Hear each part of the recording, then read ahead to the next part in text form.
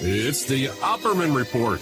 Join digital forensic investigator and PI Ed Opperman for an in-depth discussion of conspiracy theories, strategy of New World Order resistance, high-profile court cases in the news, and interviews with expert guests and authors on these topics and more. It's the Opperman Report. And now, here is investigator Ed Opperman.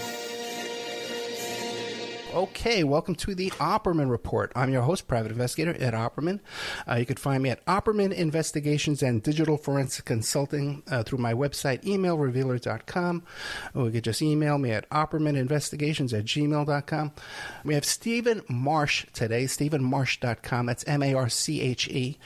You can find him on Twitter at Stephen Marche. And the book is called, you know what, this is a great depressing topic, Stephen, thank you. The Next Civil War.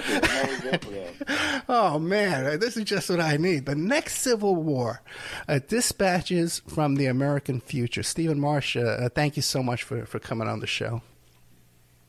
Pleasure to be with you. So tell us about yourself. Who is Stephen Marche?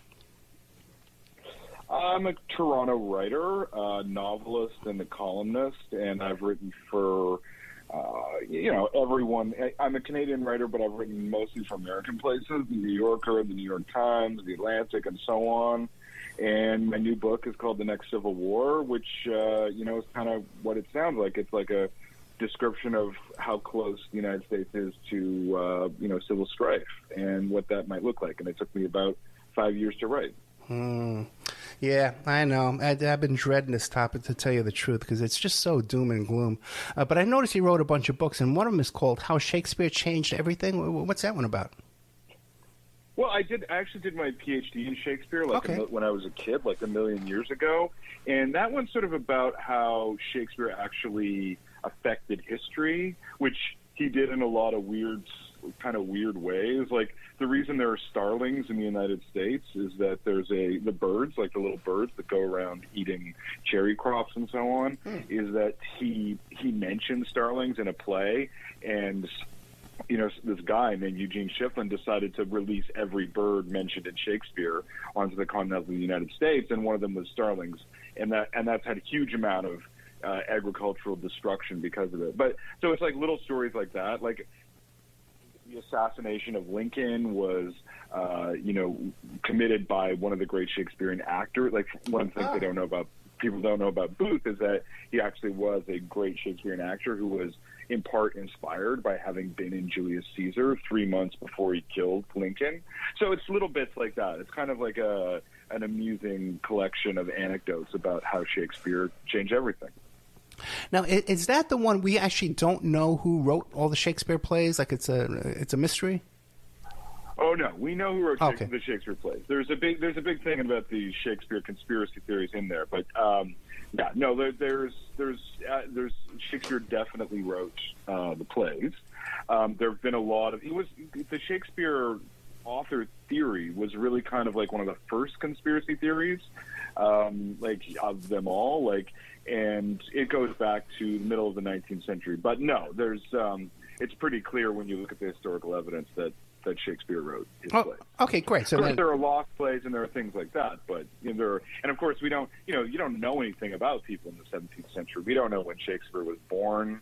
We don't know when, we know the day he died, but we don't know the day he was born. We don't really know how he spelled his name because he signed it differently, 6 times. So people, the historical record of the 17th century is pretty vague, but that doesn't mean Shakespeare wasn't Shakespeare. Okay, great. Yeah, I vaguely recall some kind of, like you said, conspiracy theory about Shakespeare there. Yeah. Okay, so now the book here, The Next Civil War, Dispatches from the American Future. What will we find in this book here, The Next Civil War, by Stephen Marche? Well, what I tried to do in the book is get as close as I can to a description of what a future civil war in the United States might look like. And the way I did that was by, going across America, going all over the states and, places that a lot of East Coast East Coast and West Coast journalists don't go, like Oklahoma and rural Ohio, and talking to white power people and talking to talking to various far-right factions.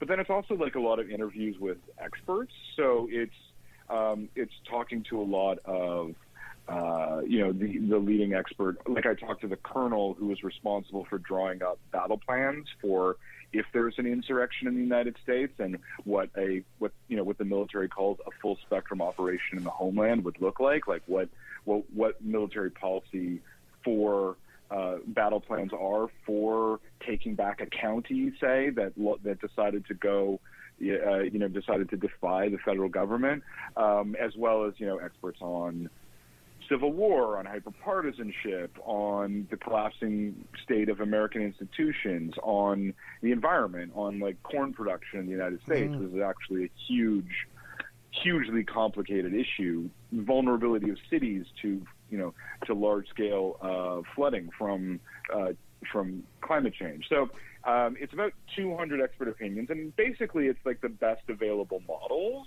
But instead of just saying what they are, I kind of give pictures of what they look like, which are fiction. Like they're imagined scenarios, but they're really as close as I could get to the models. They're not like everything in the book could be footnoted. So it's imagined scenarios, but they're pretty closely tied to to reality.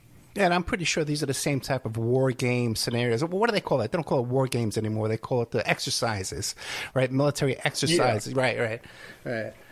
Well, military exercises tend to be recreating specific scenarios, right? I never got anywhere close to that. Like I got to that. I mean, those are classified, and no one would ever give me those. But I did get to people who were responsible for thinking through the legal ramifications of what it means to, conquer a county that has gone rogue, essentially, and is no longer law, which is very complicated in the United States, much more complicated than it would be in Canada or in Britain or really in any other democracy, because the United States doesn't really have a method for suspending habeas corpus and for Emergency Measures Act. It really has only a series of kind of overlapping police actions that it can do. So it gets pretty complicated pretty fast. Well, let me ask you this, because it seems that they're like under Trump, and I hate to point fingers, but it does seem like under Trump, Sure. There was a period of time when he was using like federal marshals to put down protests in Oregon, Portland, stuff like that. So that whole issue of posse comitatus and like you said, the habeas corpus, it is kind of getting blurred nowadays. At least it's possible to be blurred. Well, they're still using police actions, right? Like federal marshals are still the police, and the FBI are still the police. When you actually have to call in the military, it's been done a couple of times in the States. It was done in Arkansas in the 50s to desegregate the schools, and it was also done during the LA riots in '92, which is still the basic legal model that they use in those cases. And they were very, for example, they ordered the Arkansas National Guard to barracks during the desegregation crisis, right? Which is, an odd thing to think that they didn't have faith in their own military from that state, right? That they would act in accordance with the instructions of the federal government. So, Trump never really understand law. I mean, not to be like, I don't mean to be insulting, but like he did not really understand the fine grain of those things, and he really didn't care what laws he violated, whereas most presidents would absolutely be obsessed with such questions, right? So now he didn't, like, there was also strange overlaps in a lot of things during the Trump years. Like, for example, you had people from the prisons showing up to police riots, right? Which is really troubling, like very, very troubling on a number of levels. But yeah, like the Trump years were kind of like, those are very much like quasi-legal actions that simply never got accounted for, as you can see by like what we're seeing with the January 6th riots, where it's really like that was all illegal too, but is anyone actually going to be arrested for it? I mean, other than people on the street, like are the people who organize it then actually going to be arrested for it? Probably not. It looks like. Right. Okay. So then, are you seeing the same thing that I'm seeing? That it appears that there was complicity within the Capitol Police and other branches of government in January 6th? between the Capitol Police? Yeah. No, I don't see. No, I have not. But like my reading of January 6th is pretty basic. Like there was a riot and the Capitol Police tried to stop it. Gotcha. But that's like where that. I mean, the January 6th hearings are pretty revelatory of these connections. I mean, the thing you have to remember about January 6th, like from my point of view, as someone who has been researching the far right for a long time, is that it was extremely disorganized for them. Like I think it was not planned like it was not particularly well organized. So it was absolutely not an instance where you can see a lot of organization of any kind. Do you know what I mean? Like it's not like there's like a lot of systems behind it. It's like there's just people reacting really to events on the ground in a very slapdash way. What do you make of that? And I mean that both sides. Yeah. What do you make of that 9-page Proud Boy plans on how to enter the buildings and stuff like that? Because I published that, and a lot of people are complaining, saying, "Oh, Ed, you fell for this big FBI plot to, you know what I mean? False flag kind of operation. I fell for it. You know, what do you make of that 9-page plan?" Well, they have a lot of plans, right? Yeah. Like, I mean, like, you know, these groups have, like, they sit around and come up with plans, right? That doesn't mean they're going to happen. And it doesn't mean that they even think they're going to happen. But yeah, I mean, obviously we're in a condition where large, you know, groups, right-wing groups have, beyond question, tried to do things like kidnap the governor of Michigan, right? Like they've entered and desecrated the legislature in Oregon as well. So, you know, there's definitely planning from the right. I just think, like, to me, when I see January 6th, what I see is kind of the 1993 World Trade Center bombing, like as in it's the small one before the big one, right? Like it was kind of a dress rehearsal before there's a large assault on the U.S. government, because the anti-government patriot movement is growing.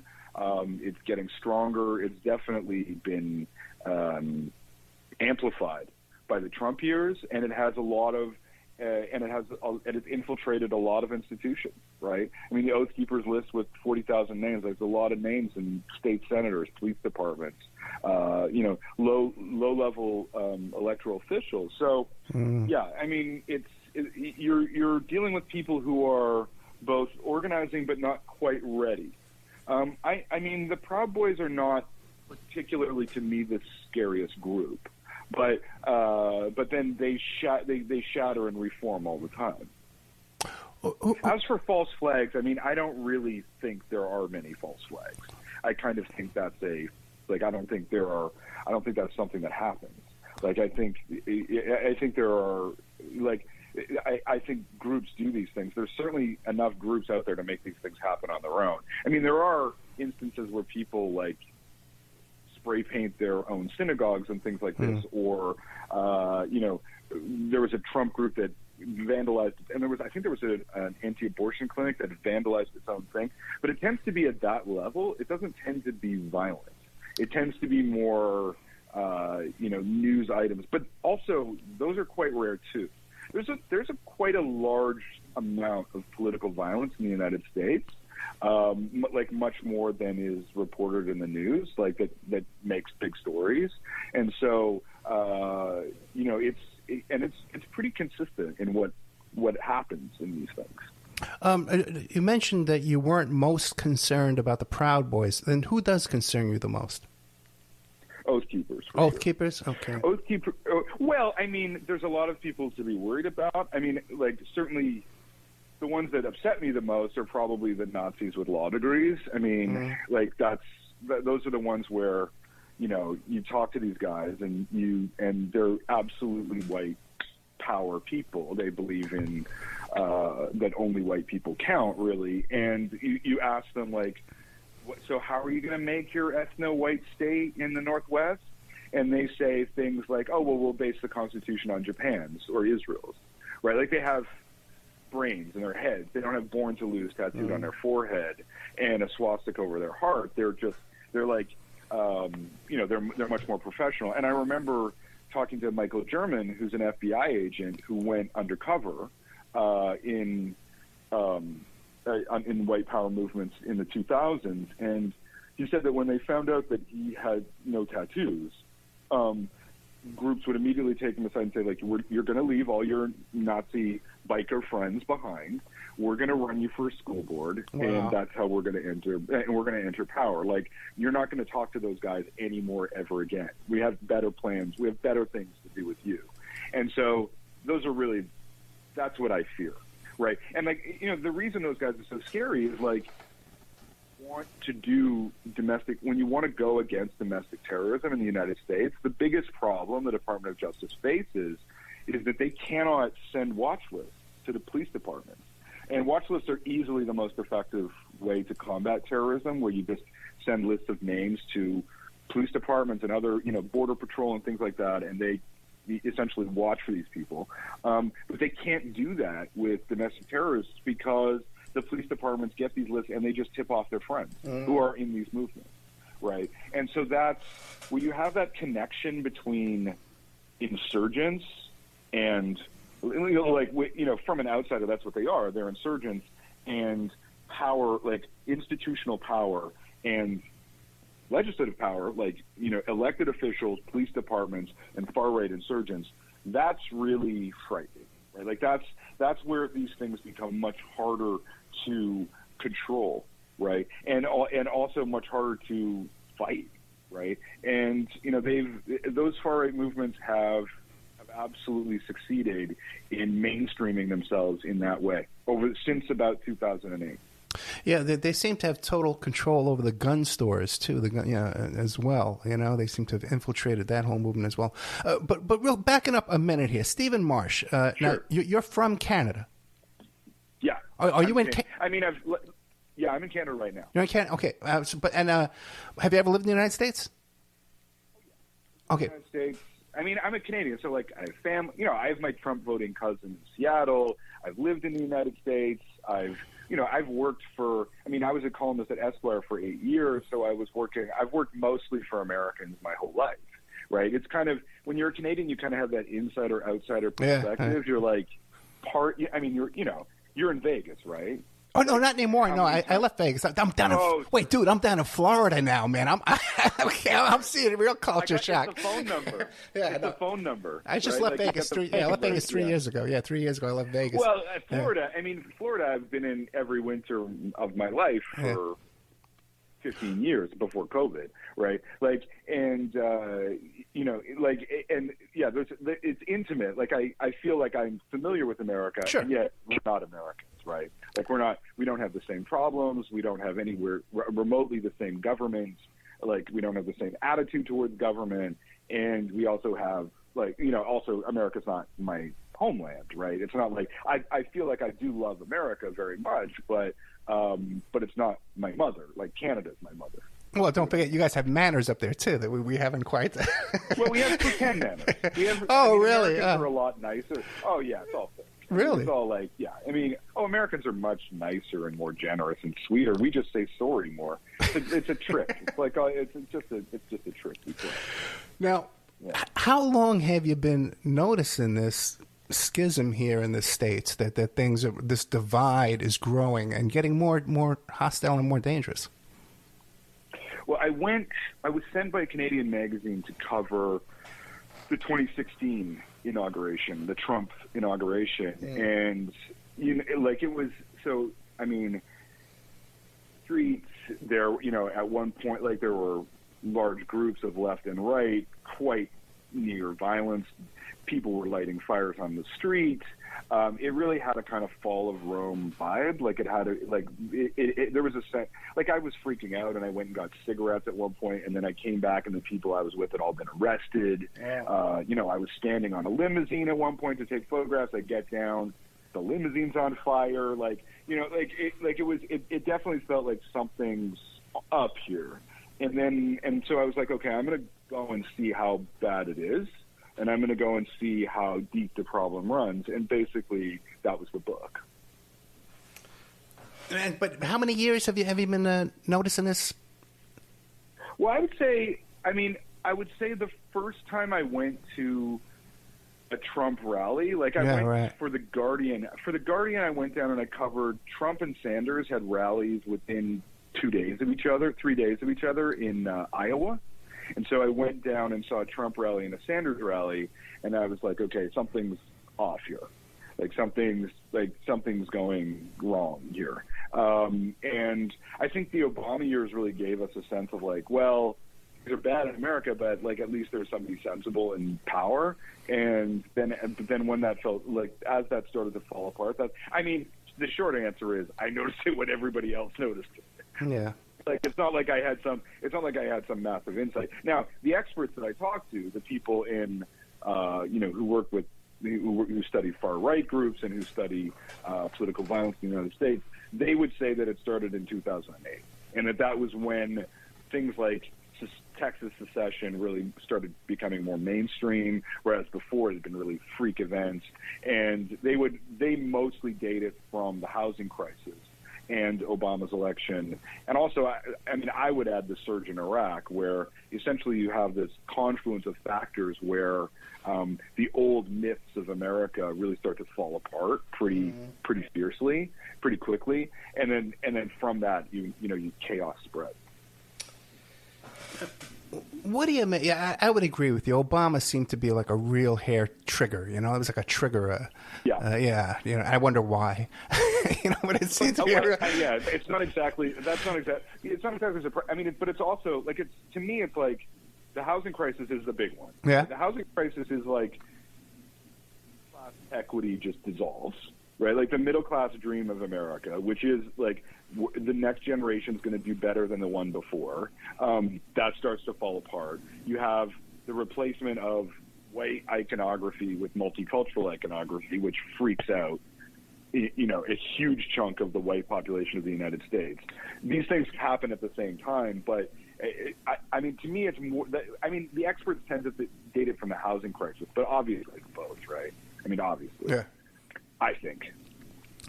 Now, when we look at the two factions here, right, the extreme right, like you said, who seem to be motivated, again, there seems to be like a racial motivation, and but on the left, is it the extreme right against the extreme left, or is it just the extreme right against the average Democrat? Well, the extreme left tendency to dissolve on contact. Like, it eats itself very quickly. Right. Like, one of the things, I remember a conversation I had with an FBI agent where I was like, well, what? Because, the vast majority of the violence is right-wing. There are incidents of left-wing political violence, but it's pretty small when you look at, like, political murders on a whole. Like, it's well over 70% are from the right wing. Then you have a few that are Islamic terrorists. Then you've got, I think the number is 4% are left-wing violence in the United States.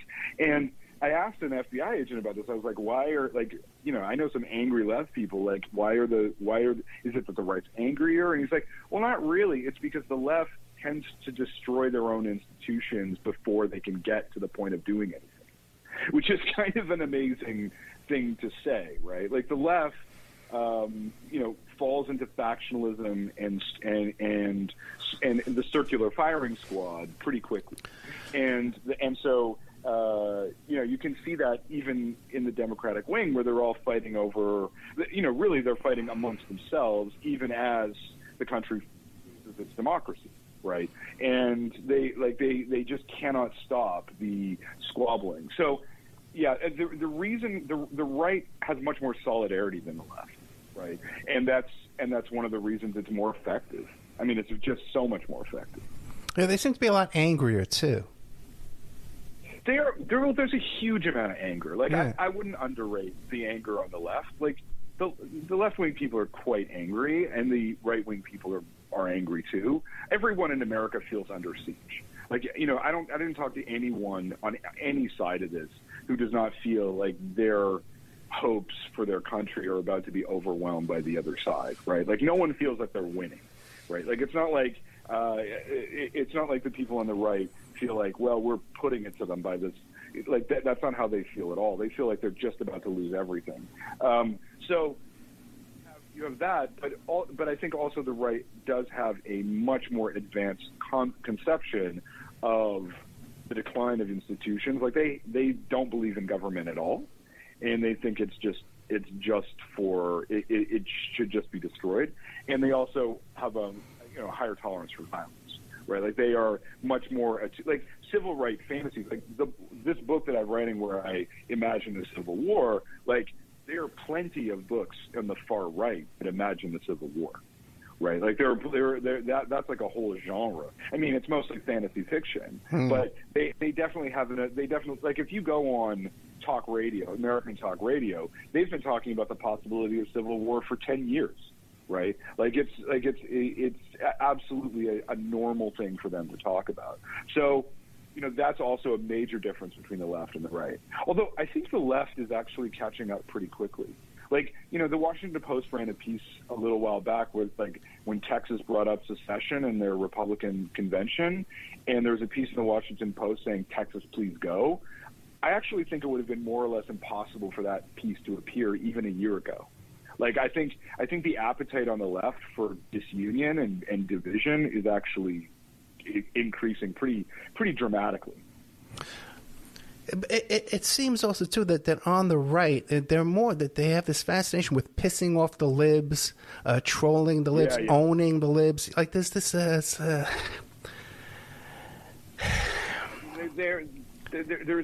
term for it that some experts use is complementary radicalization. Mm-hmm. So what happens is like you have extreme positions on the left create this reaction on the right, which are extreme and angry and like how ridiculous are these people, and then that creates extreme reactions on the left, which then feeds reactions on the right. Right. So Boys is the ultimate example of that. I mean that movement started by a journalist who founded Vice magazine. Yeah. Right. Like it's an ironic detachment, anti-system, essentially aesthetic. Like that it simply took on a political form. But the loathing has become its own purpose. But that to me is really what happens when you have a government system that can't enact political will. It just becomes this name calling. Right. And, the thing you have to remember about the United States is that its government right now is basically dysfunctional fundamentally. And that's not really either party's fault. Like it's this antiquated system that really doesn't reflect the popular will at all. And so when you have a sense that your government doesn't reflect the popular will, there's not a lot more you can do except call each other names and scream at each other. And so that's what American politics devolves into. It seems also too that on the right that they create this fictional leftist, you know what I mean, with these wild extreme views that wants to take away all their cows and their ice cream, you know what I mean? Yeah. And well, isn't that just the most ridiculous thing in the world? It just seems like there's so much effort going into that. Do you see that as organic, or is there some kind of a manipulation going on there of these folks? I wouldn't say, I don't think it's manipulation. I mean, like one of the things that I did learn going to these places and talking to these people is like people blame the NRA for things, but the NRA is only responding to the will of its members. Like the NRA is actually not anywhere near as radical as like when you go to like a major gun show in Oklahoma or something like that, like their Second Amendment absolutism is far more intense than what the NRA promotes, right? Yeah. So like it's definitely coming from the ground. Like I don't think this is not some kind of manipulation system because frankly, like when I look at America, I don't see anyone in control, right? Like I don't see anyone able to control anything. That's why an agent of chaos like Trump can triumph, right? Like I don't think it's organic, but on the other hand, like it's created by certain specific factors, right? I mean, it's created, like one of the things is that, white people in the United States are about to become a majority minority, like it's about to become a majority minority country where by 2040, less than half the country will be white. Whenever that happens, wherever that happens, like in India, for instance, like they can actually chart political violence when Muslims gain spending power as opposed to Hindus. Muslims are the out group in India, and Hindus are the dominant group. Like when they gain as opposed to the overpowering group, that's when violence starts.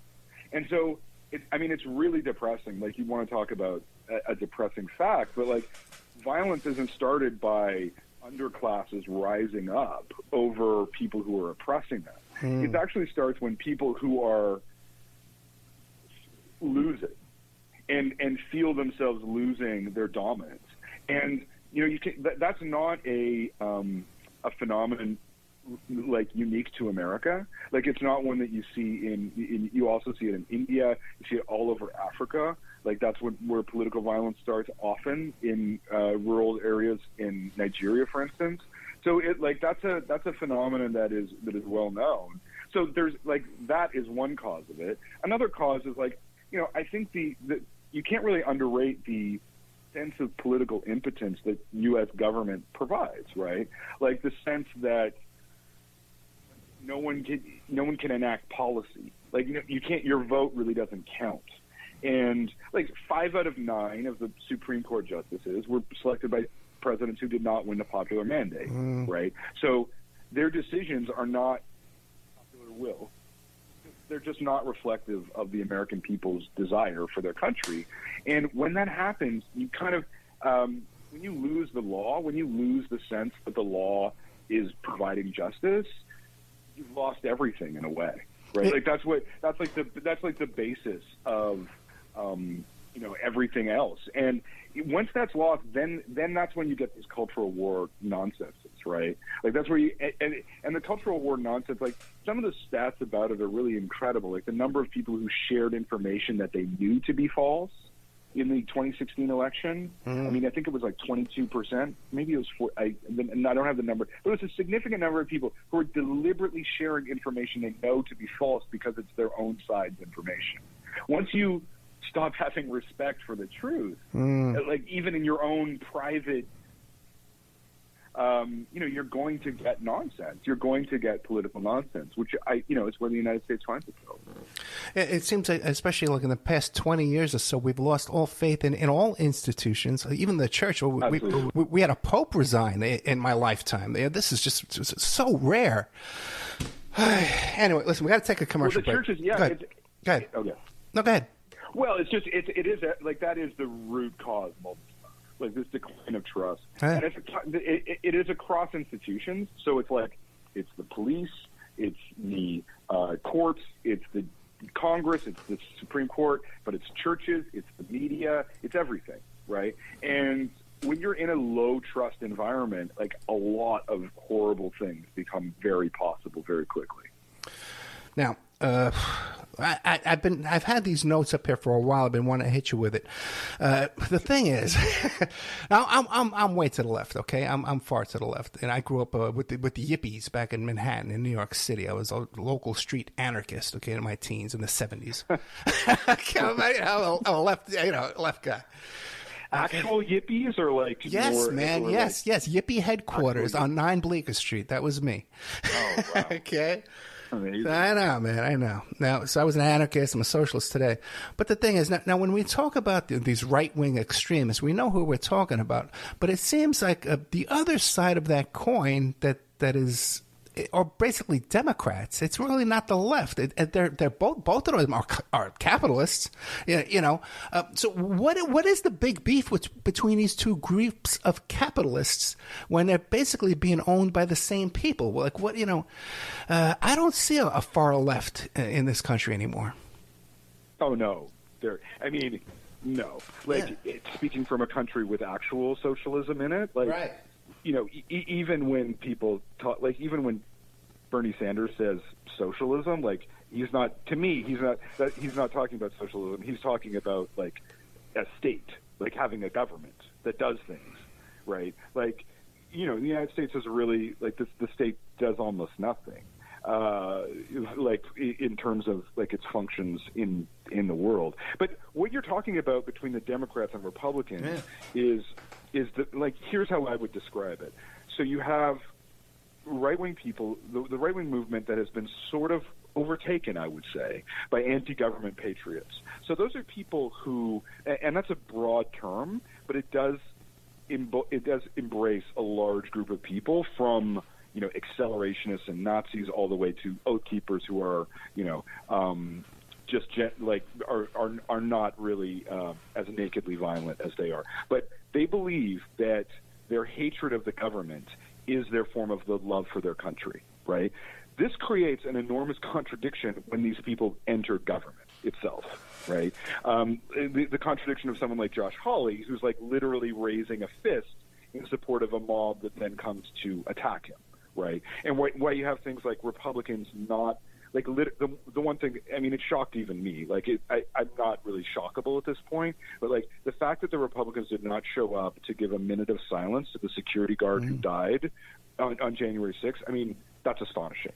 Like, to not give a moment of respect for somebody who literally gave his life for your personal security and your physical bodily security, that's an astonishing level of partisanship.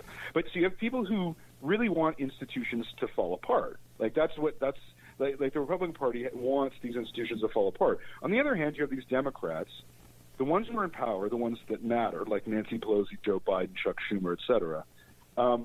They are very old, and they really believe that they are trying to preserve these institutions, and that somehow they will figure out a way. The Republicans will come to their senses, and the U.S. Senate will be what it was in 1985. And they're just desperately trying to keep the institutions functional, basically functional, right? They're increasingly losing that struggle. So, yeah, you're absolutely right. Like, the left in the United States is the only place that it exists, and the only place that it's going to exist, incidentally, in the future is on the state level, right? Like like what's going to happen is that if you're an activist in the United States and you want to make positive change, and you want, like Canada, for instance, just passed $10 a day daycare, right? Like, everyone in this country drops their kid off at daycare. There's going to be a government daycare where your kid can be taken care of for the day for $10, right? That's a huge progressive achievement, right? That's going to affect the lives of women across this country enormously. It's going to affect poor people's lives enormously. It's going to increase our access to the workforce for people of all immigrants and so on. Like, and it's going to build the social fabric in a hugely important way. That's not conceivable in the federal government as it currently exists, in the political system of the United States as it currently exists. But it might be possible in New York State or California, right? And it might be possible in Illinois even, right? And so I think, like, what we're going to see is left-wing politics, progressive politics. Let's not even call it socialism.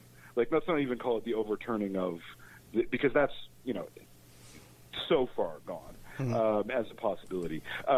Like, meaningful progressive change, government through policy, that's only going to happen on the state level. The federal government is just going to dissolve policy. I mean, when you look at the Dobbs decision, like, what that created was not institutional clarity. It created huge amounts of chaos all around the country, and that chaos is going to last for a long time, right? That's not. There's going to be fights about what this means for probably 30, 40 years, right?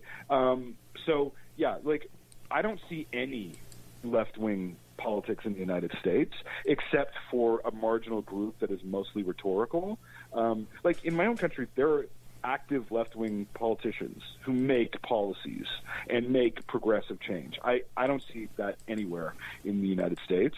What I see is radical groups on the left and right who are mostly rhetorical. Then you have a Republican Party that is dismantling government institutions, and a Democratic, party that is desperately trying to preserve them and failing, and failing to preserve them adequately. So, yeah, actual left-wing politics, that's gone. Yeah. I don't see it at all. Thanks. Now, and then what we have here too is an increasingly armed right wing, uneducated right wing. And historically, the reaction to inflation, hyperinflation, has been fascism. What do you see if the left, what the left there is, are advocating disarming themselves actively? What are you looking at here? We're looking at a situation. it's the writing's on the wall. Well, I mean, I would also say like the number one in groups that increased weapons purchases in 2019 and 2020, African Americans and women.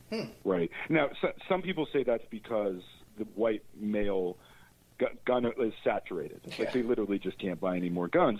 But you know, black women are arming themselves. Absolutely, they are.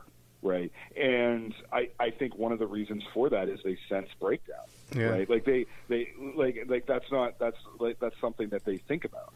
Right, and so, but also, you know, it's important to remember that even with the massive amounts of armaments in the United States, I'm like, you know, I hear about people with tanks.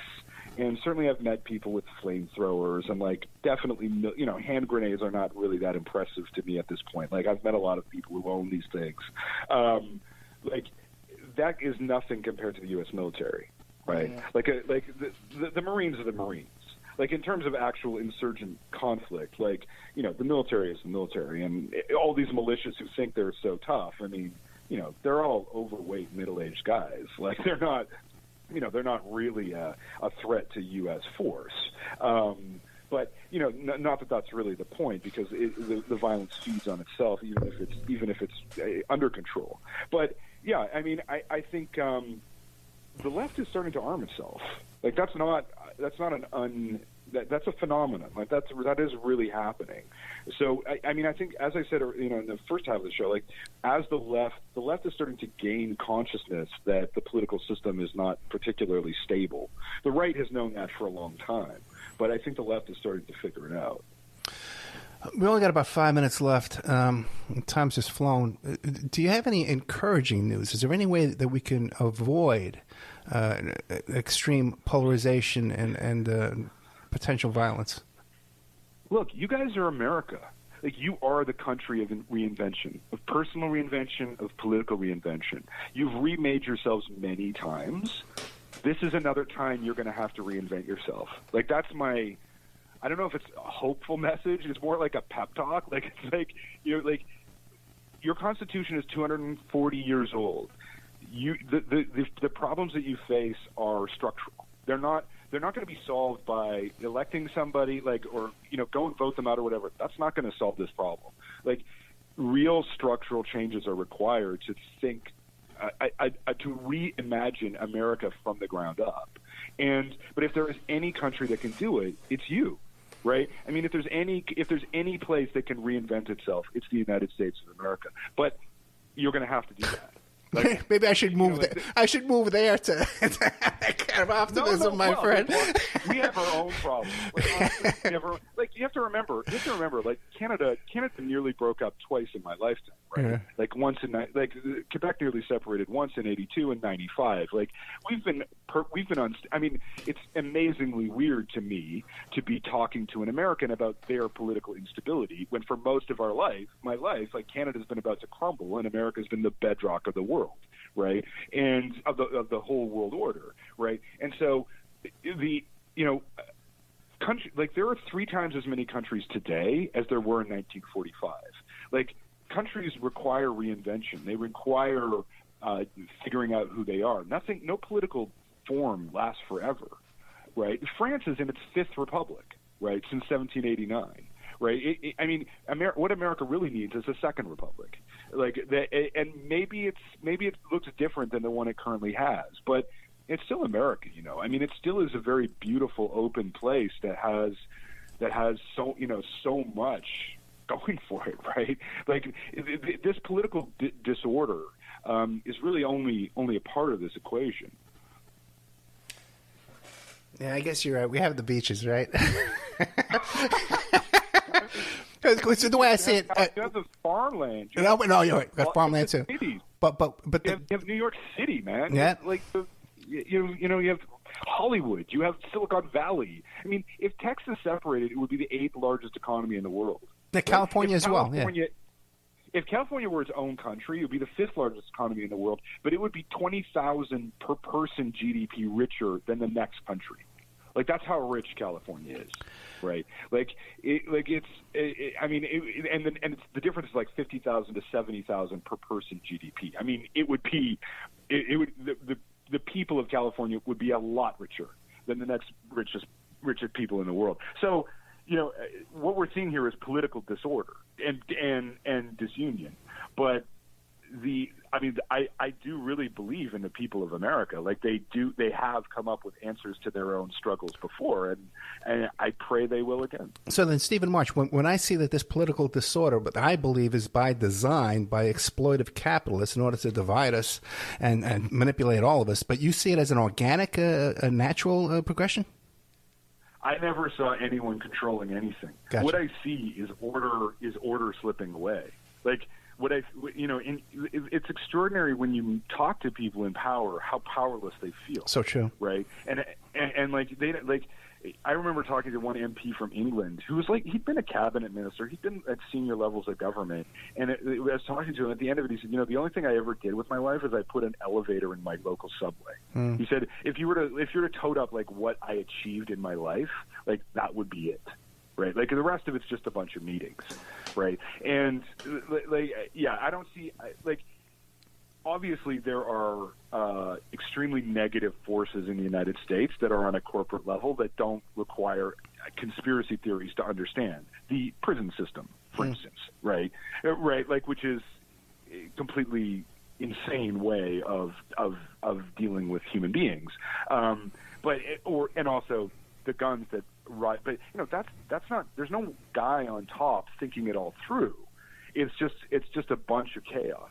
It's just a bunch of atoms hitting off each other. I mean, I think that's probably more depressing than the idea that there is some plan to divide us. I think the division comes naturally, especially in America, which is such a big country and has so much difference in it to begin with. Right. So, I don't see any order. Stephen Marche, I wish we had another couple hours. I really do. I can't thank you enough for coming on the show. I'd probably just depress you more. Well, I was depressed before we started. It kind of, in some ways, it cheered me up. Especially when we got the audio better. That really cheered me up. Right. StephenMarche.com, MarChe.com. You can find him on Twitter, Stephen Marche. This book is called The Next Civil War, Dispatches from the American Future. But many, many books. This one about, like I mentioned before, about Shakespeare. Looks like all good stuff, but there's something about making your bed. I guess it's that thing from the guy from the military, to make your bed every day. The unmade bed, the hunger of the wolf. Great stuff from Stephen Marche. I'm going to be keeping my eye on you, my friend. Thank you so much. Please do. Yeah, great to talk to you. Good night. Goodbye.